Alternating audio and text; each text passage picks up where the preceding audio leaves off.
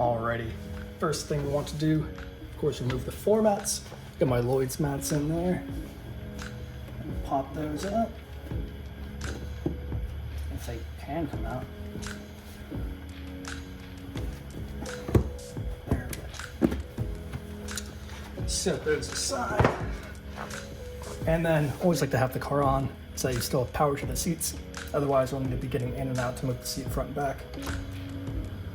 And bring that all the way back to access the two E12 bolts. Seat back, going to be using E12, which is basically the inverse of a Torx. You can zip those right off, two in the front, two in the back.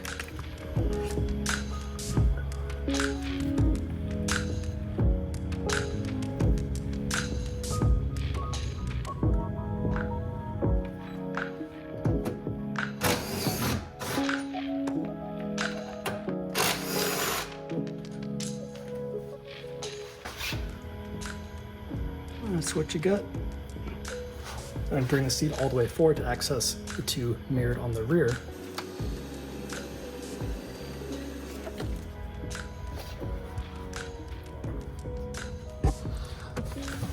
Going right there. Right there. We'll pop this mat out as well.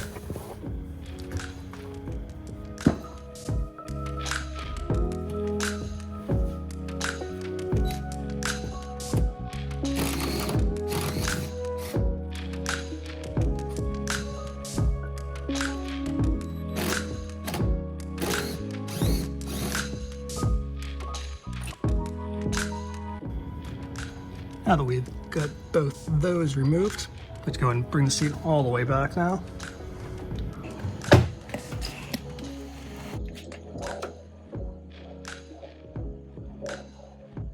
And now we can also go ahead and power off the vehicle.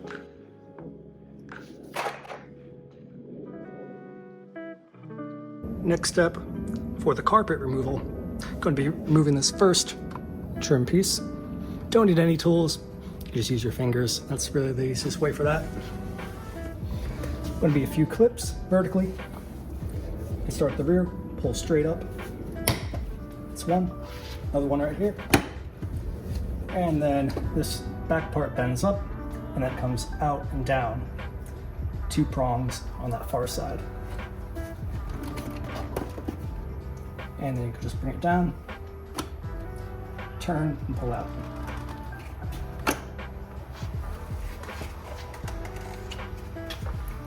We just had one clip on the rear, one in the middle, and then just these two prongs at that top side. With that removed, I like to go ahead and lean the seat back, put the bolts back where they were so you can keep track of them.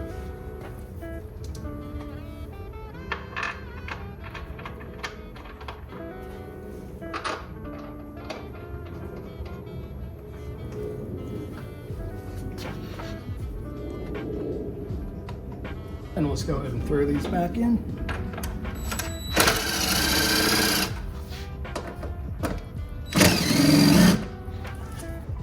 Not torqued down, just out of the way.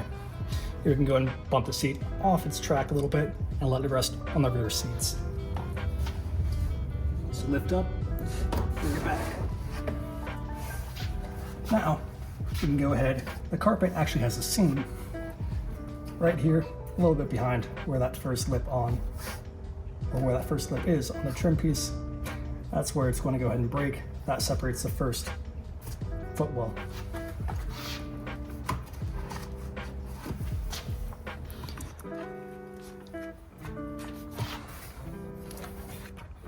Here you can go ahead and see the seam back there. That just goes all the way across. That's simply the air vent cap. Just pop that up and out. That's easy. Here we also have a seam in the carpet where the wiring harness is for the seat. That just simply threads right through that. And then I usually like to start on the right side, the exit side.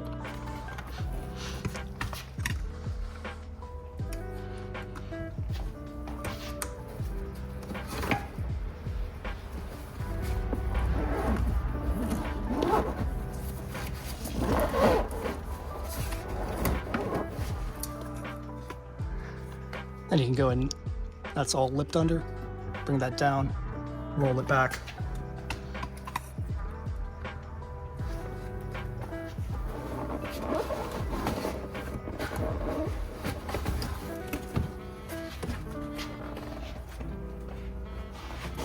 Set that puppy aside. All here. That just resonated. So I went ahead and put that Siless hybrid with the mass load vinyl on top. It's all integrated. Then you also have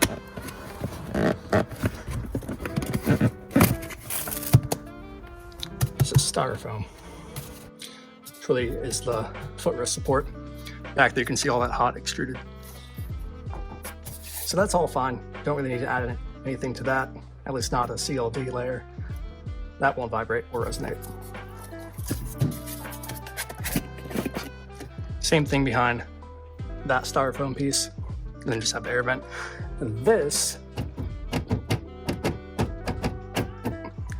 does resonate and vibrate. However, have not figured out a way yet to actually remove all that.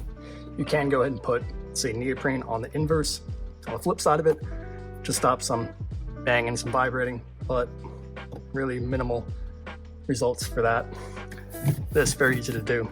Don't need full coverage with the CLD, but I did do full coverage since this also has mass loaded vinyl layer on top, so we'll stop some transmission from that floor. Take the entire seat out now, just have one wiring harness to bump out. That's that clip right there. Push in, fold that back, that'll go ahead and extract it, then the whole harness comes out. Seatbelt, you really don't need I don't like to mess with the seatbelts too much. Honestly, it has plenty of length, so you can really just put the seat right outside. Still have the seatbelt attached, so you don't have to mess with actual seatbelt.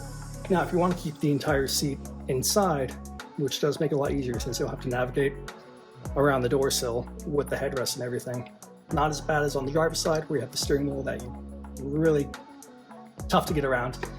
Just go and lift the seat up, bump it all forward, and you have full access to the rear.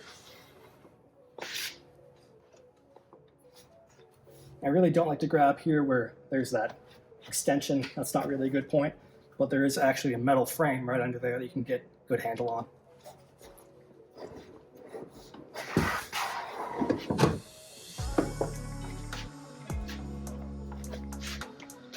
And there we go.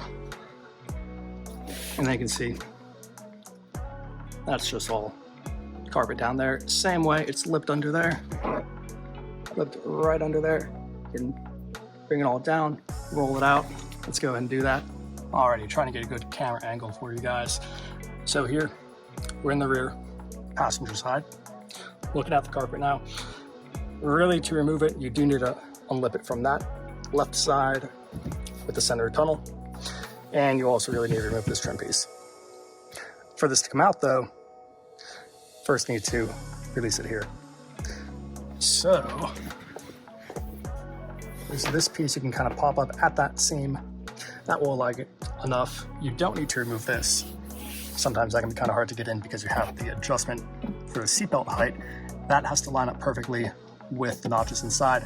That can be kind of a challenge if you fully take it out. Then you have to kind of look in there through the seam, get it all lined up. Really a mess that you don't need to deal with. But you can pop up here. Got that. Then there's one little pop right there. And a little pop right on this side. Then once you have that popped, you do need to release right at the bottom seam,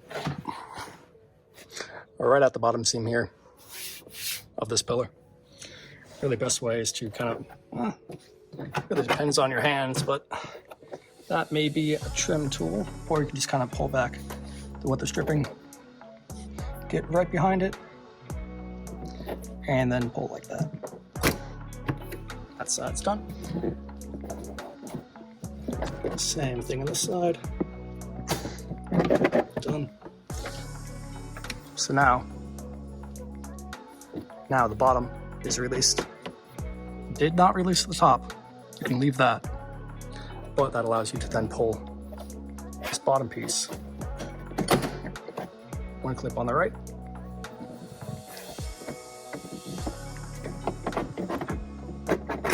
There we go. Again, we can still leave it hinged up here. And there you can see, get some light in there. That is how they do the seatbelt level adjustment. So you have some little prongs in there that have to sit right on top of that little gray bit, and I need to depress it. That's actually what depresses that internal mechanism. So do not recommend moving this up or down.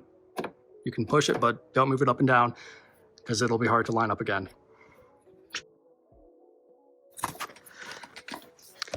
Okay, now we'll pop this out, tuck it under, released. They just have some, seems like hydrophobic melamine foam, just to kind of stop some of the rattles. You can really put, honestly, Dynamat, Noiko, Siless, whatever around there to stop some of that. And if you have any vibrations from the metal clips, they have like some vibration sealing tape specifically for those, or honestly just a little bit of butyl right on the edge so that it doesn't rattle around in there. Same thing with these ones are big rattlers. But get this out, you can see more. It's kind of like a rubberized, not same as the hot extruded bitumen that you'd have over there, but kind of a rubberized seam joiner. Throw this out.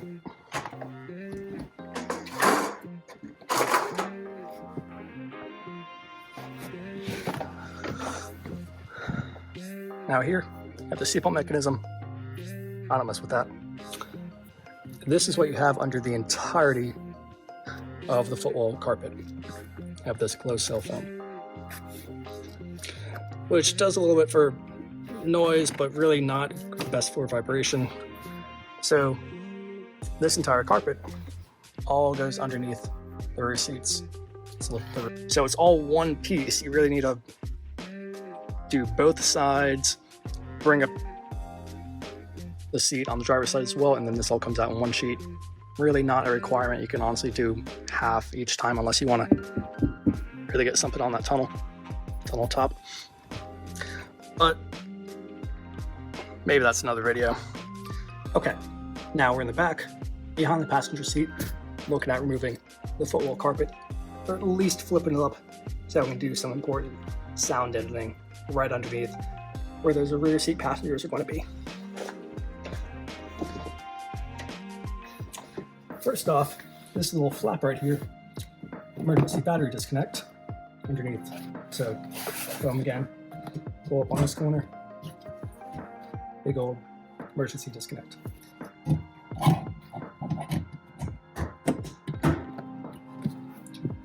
Now, again, like to start on the right-hand side, get a good corner to pull back.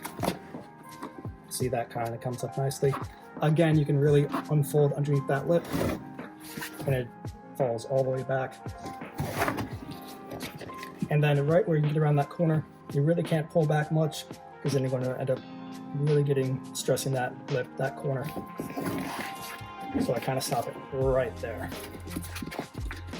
However, you can see, still have, honestly, very good access to all this back here. You can see I did put some down. See, it still does kind of, it does not resonate, but a lot of vibration can very easily come through that. That's where you really need a mass loaded vinyl sheet. Prior to that though, you should put down some type of really decoupling layer, neoprene, some type of closed cell foam. Honestly, if you just get like 1/4 or 1/8 of an inch, layer that around. Again, be mindful of where you're going to be attaching the seat rails back into. And of course, don't obscure that emergency disconnect. But you can really do a full layer closed cell foam to decouple, and then do a mass loaded vinyl sheet on top. That will really inhibit some of the noise and some of the vibration. Again, it's not resonating, so you don't really need a lot of CLD like butyl.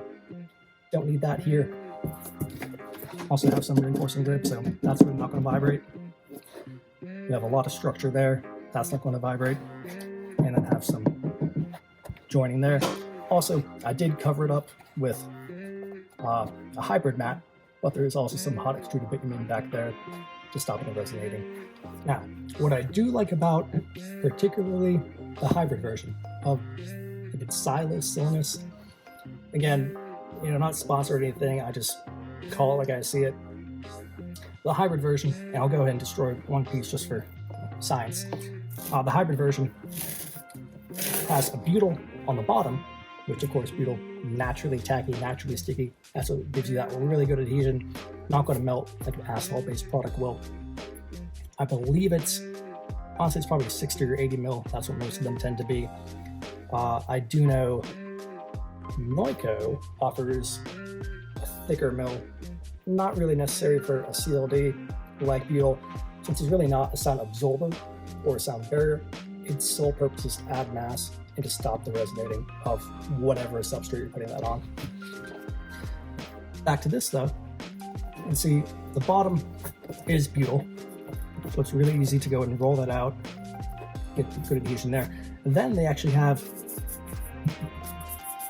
I'm not even really sure what that is. It's almost like a bubbly layer, similar to if you had like very, very small bubble wrap, I guess. Kind of like that.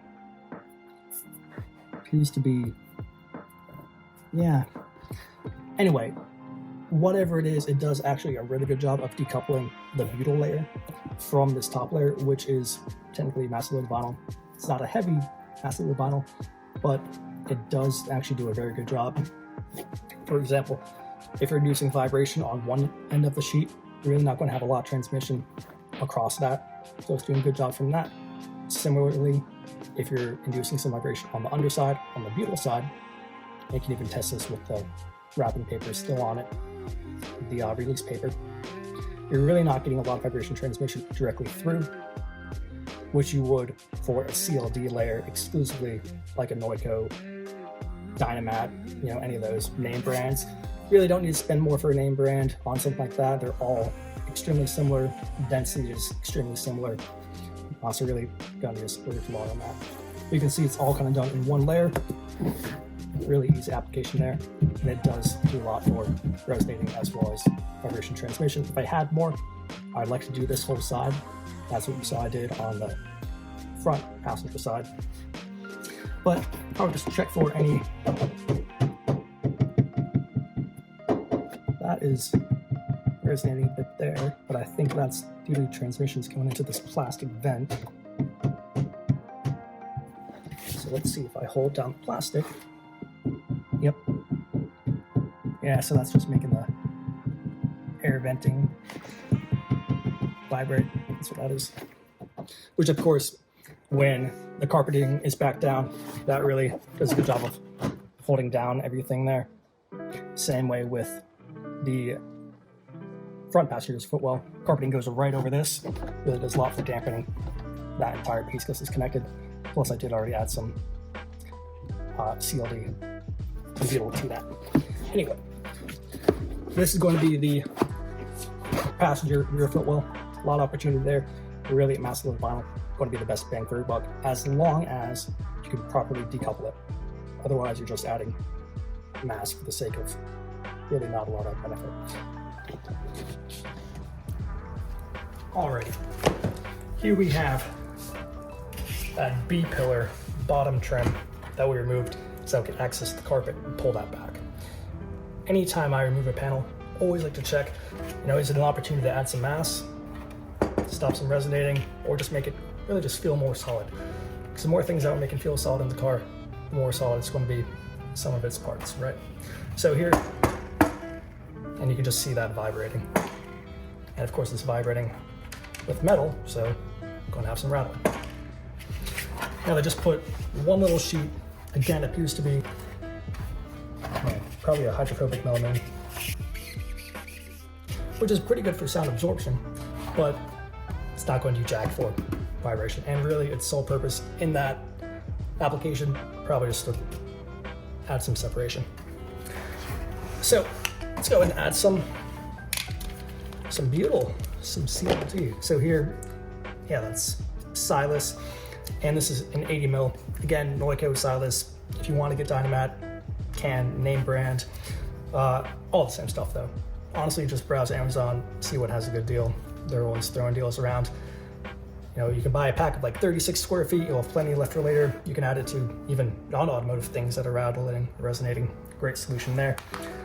Again, just going to go and add some to here, just put it on top of this little mat that I had. So we don't need full coverage here, of course, really 25, 30%, or honestly, whatever makes you feel confident. Because you don't want to be down the line and feel the need to disassemble a whole bunch of stuff in your car again because you thought you could get a little bit more sound deadening. So honestly, just do it one time, be done with it. Know that you're comfortable with it, even if you're adding an extra sheath that may not be fully required. Now, since these are foil backed, of course, as you guys know, mess for figure cuts, just slicing, it'll really fillet a finger very easily. So you don't need anything expensive, just get, you know, a pack of rollers, legitimately $9. It'll save the cost of Band-Aids that we use in after if you don't. Honestly, don't need a whole huge variety pack. I really just use two. Got a thicker one and a thinner one for kind of fine corners. Go and roll that out so that you can't see that relief of the rectangles on there.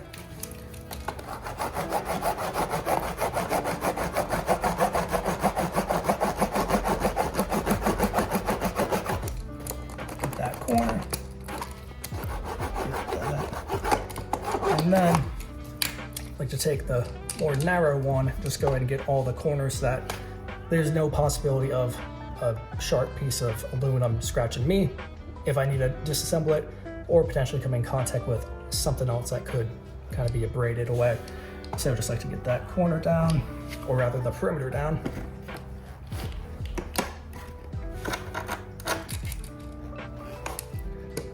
There she goes. And then I'll probably put one more here, one more there. And this is a great opportunity to do some of the scrap pieces. You know, you don't need to be cutting up a full sheet for this, but inevitably, when you're doing other sound dampening, you're gonna have scrap pieces left over, right? So just throw them all on these weird trim pieces.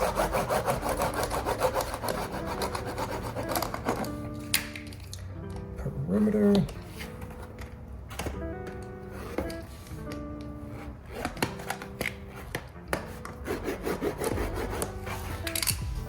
Perfecto. And then let's do one more right there. Don't need to lift up the melamine. A lot of times when it's applied OEM like that at the factory, if you remove it, it can be rather tough to get it back on, and it ends up just tearing it entirely.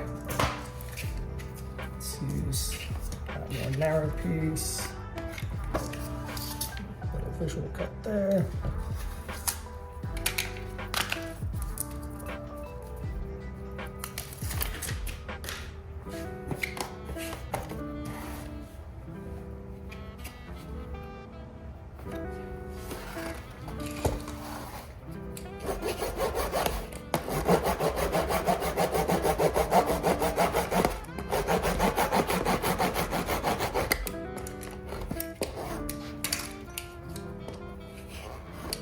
And again, do not need 100% coverage, don't even need 70% coverage, just want to stop it from resonating.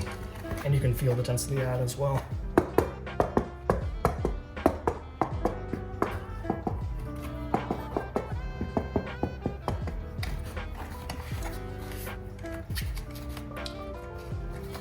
That's good. I do have a lot of space around that. The bottom's good, this side's good. I'll probably put a little strip just over there in case any vibrations originate on that side. And why don't we do, yeah, just a thin one. And it took my blade. Gotta love that sticky butyl stuff. A great way to clean though, if you have WD-40, Seafoam, really any oil-based kind of thing like that, apply some to that butyl, wipe it with a rag, it takes it right off. If you're using scissors with butyl, they're going to get absolutely destroyed. So good to have a solution to go in and clean those up. Otherwise, you won't be able to open up the scissors because it's just stuck with that adhesive tack.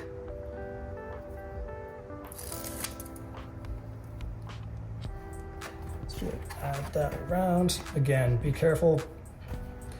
Really should use gloves, but I'm not smoothing out, I'm just kind of depressing it. Anytime you're sliding a finger on that aluminum liner, you're probably going to get cut. So I can use my narrow tool for that one. Really roll that down on that side. And then I think we'll be all set on this B pillar.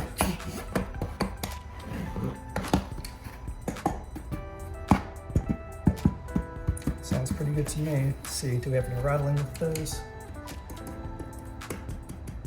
Oh, that one's actually good.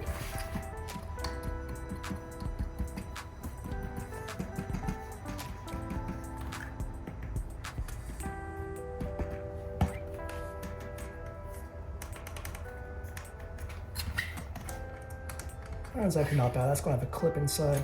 That'll be fine. Okay, B panel done. Now to put the seat and the tub back in place, let's go ahead and bring the seat back so I can slide in that footwell tub with the carpeting. That'll make it a lot easier.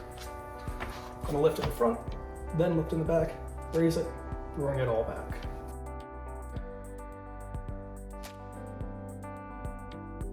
Bring it in our footwell tub, which, by the way, just has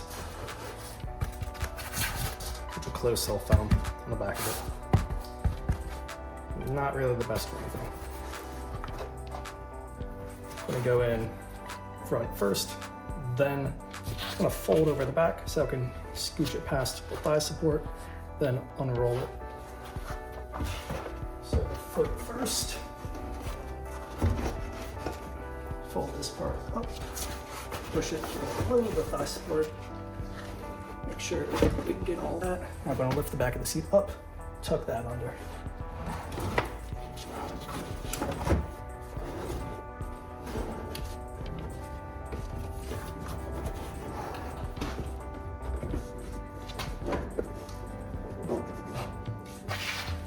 Now we're going to be focusing on that lip underneath that annoying center tunnel.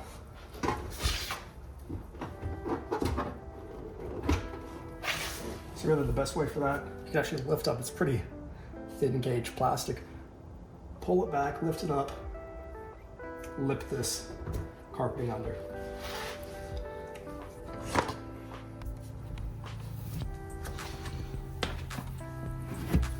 And pull this back. Scooch it under.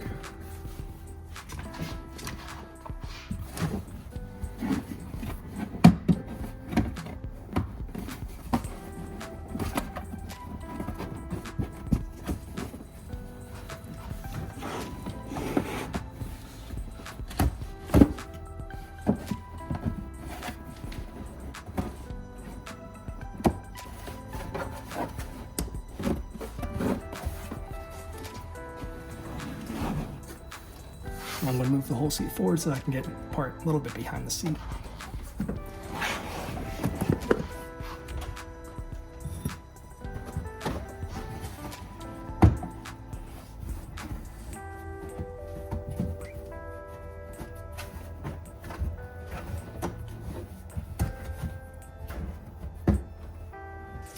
Now before we fully put the seat back on its platform, I want to go ahead and insert a nice little air vent diffuser. All right, now that we have the seat back in, both bolts in the front and in the rear rail fully in securing it to the vehicle frame. Now we can go ahead and put our trim piece for this back. One thing that I did see right when I was about to do that, this piece right here, just, it could use some love. So let's go and bump that out. I'm gonna actually gonna open up that a bit. Get on the lip of this. It all pops out. Now, just gonna bring this back.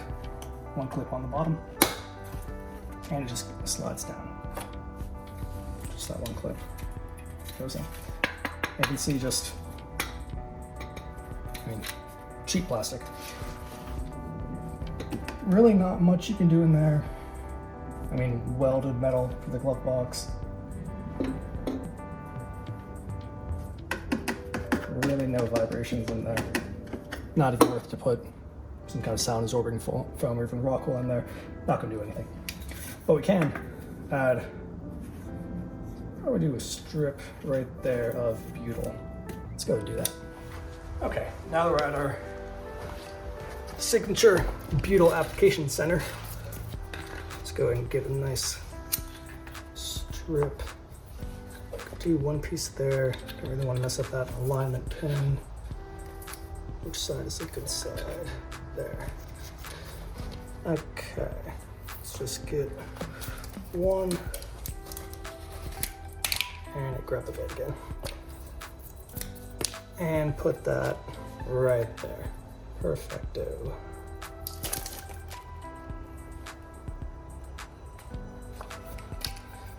And you can see the battle wound from earlier.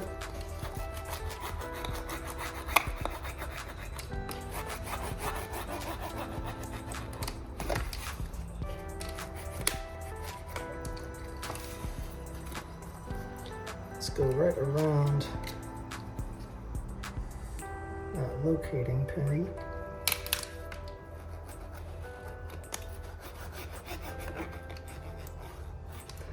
And then get the perimeter.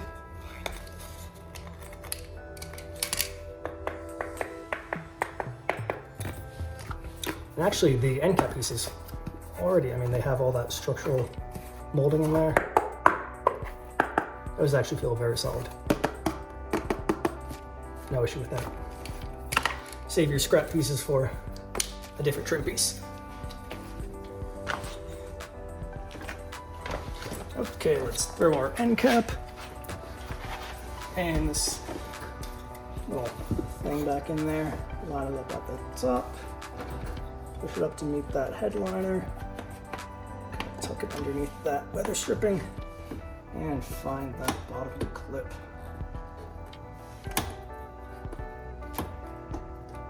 Wherever it is, there it is. Weather stripping that side. Put our nice end cap piece.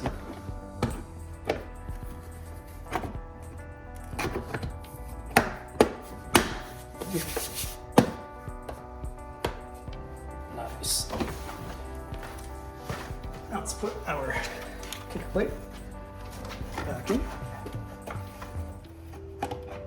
Getting the top lined in first with those locating rods. And weather stripping.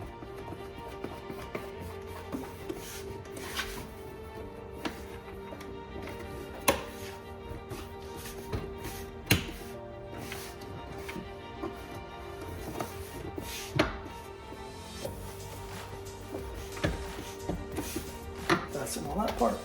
Now, before we finish up on the back end, you go ahead and get that bottom B pillar in. So it goes bottom first, then you secure on the top of the B pillar, then you can get this and the kind of mirrored version of this for the rear passenger if you took that out. Alrighty, get that trim piece back in. Now, just throw your mat back in, get that seat back into place, and you'll be all set. Let's see if this can go in easier than it was to take it. Snap, snap, done. And let's call that